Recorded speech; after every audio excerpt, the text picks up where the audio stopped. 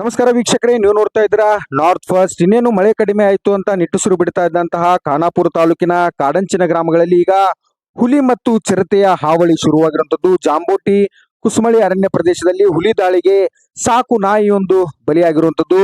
ಬೆಳಗಾವಿ ಜಿಲ್ಲೆ ಖಾನಾಪುರ ತಾಲೂಕಿನ ಜಾಂಬೋಟಿ ಕುಸುಮಳಿ ಅರಣ್ಯ ಪ್ರದೇಶದಲ್ಲಿ ಮತ್ತು ಅದೇ ರೀತಿ ವಡಗಾಂವ್ ಮತ್ತು ಜಾಂಬೋಟಿ ವಲಯದಲ್ಲಿ ಚಿರತೆಯು ಸಹ ದಾಳಿ ಮಾಡಿರುವಂತದ್ದು. ಚಿರತೆ ದಾಳಿಗೆ 2 ನಾಯಿಗಳು ಮೃತಪಟ್ಟಿವೆ ಎಂಬ ಮಾಹಿತಿ ಈಗ ಸದ್ಯ ಲಭ್ಯವಾಗ್ತಾ ಇರುವಂತದ್ದು.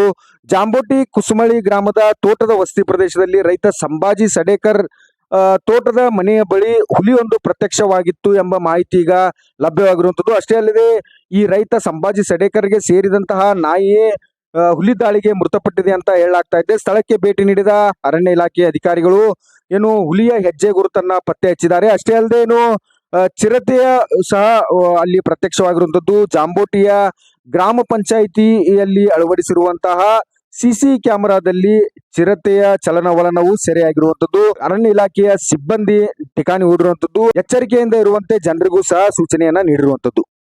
ನಿರಂತರ ಸುದ್ದಿಗಳಿಗಾಗಿ north first Kannada channel subscribe ಮಾಡಿ, ಶೇರ್ ಮಾಡಿ. ನಿಮ್ಮ ಬೆಂಬಲವೇ ನಮಗೆ ಶಕ್ತಿ.